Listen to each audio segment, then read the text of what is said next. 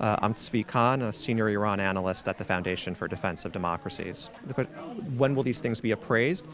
It's unclear. I don't think the administration has really prioritized this issue very much in the context of its overall policy towards Iran. It is much more focused on the nuclear threat, on the terrorist threat from Iran. I just don't see it as a priority for the administration right now.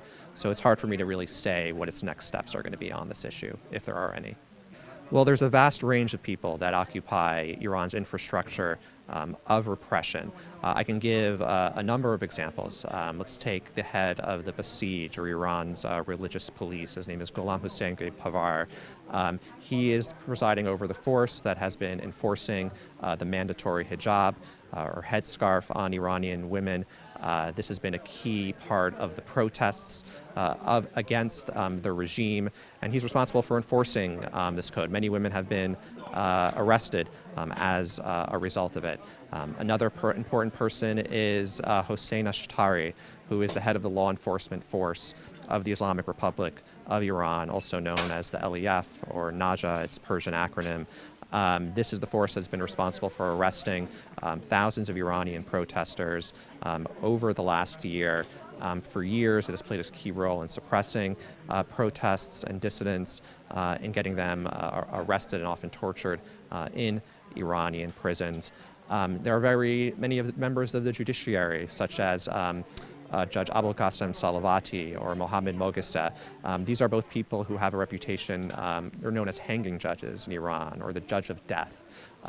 That's how bad they are in terms of their willingness to imprison and execute Iranian dissidents who protest against the regime, or simply have the nerve to dissent from its ideology or criticize some of the regime's policies. I could go on. There's a whole laundry list of people within the regime who have never been sanctioned by the United States, and these are some of the people who these are the face of the regime to millions of Iranians.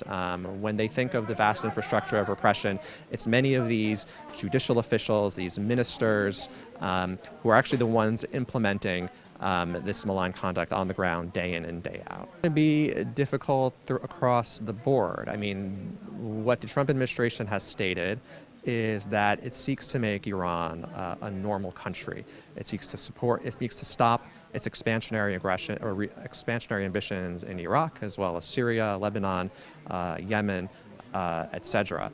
And I think the case of Iraq is one part of this overall pressure campaign aimed at changing Iran's behavior throughout the Middle East. So I'm not sure the Trump administration strategy is necessarily one of going, at least when it comes to sanctions, is necessarily one of going just, country by country and individually. This is a holistic strategy meant to change the regime as a whole. So to the extent that that strategy succeeds, that will affect how Iran behaves in Iraq as well as its other neighbors. So we're going to have to see how this unfolds, and that's what we'll see.